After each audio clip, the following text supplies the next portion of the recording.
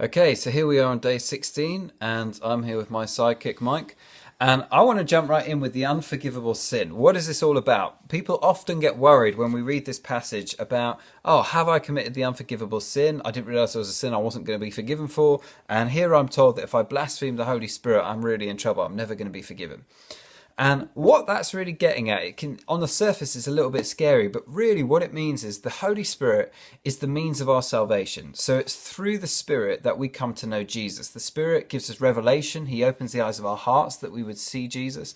And it's also through the Holy Spirit that we're made like Jesus. We're sanctified. We're made holy.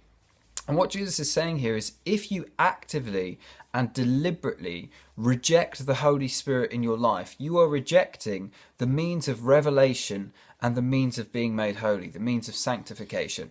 And in that sense, he says you're not going to be forgiven because what you're doing is you're literally walking away. That's like turning your back on salvation. You're choosing not to be saved because you're rejecting the means of your salvation. So if I'm holding a hand, if you're about to fall off a cliff and I'm holding my hand out, and then you decide you're actually not going to take my hand, you're just going to drop.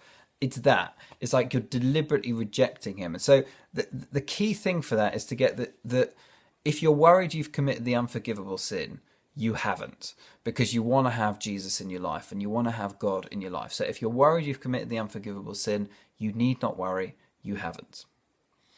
And this whole passage is a confrontation between Jesus and the Pharisees and Jesus and various people.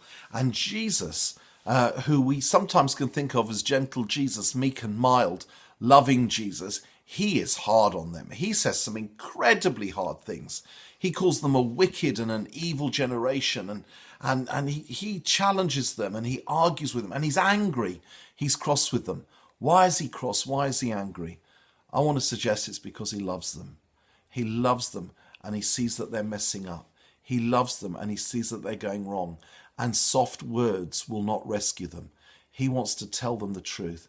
It's like you see a parent saying to their kid who's messed up and who's got themselves in trouble and who's in danger, who ran across the road without looking, you naughty boy, you naughty girl, what were you doing? What were you thinking? They're angry because they passionately love their child. And this is what God does. This is what Jesus is doing. He's warning them. He's saying, turn from this. This is serious. Soft words aren't going to do it. Are we willing to receive the hard words of the Bible, the hard words of Jesus into our hearts, and to recognize he says them because he loves us and because he's passionate about us? The opposite of love is not anger or hate. It's indifference. God is not indifferent.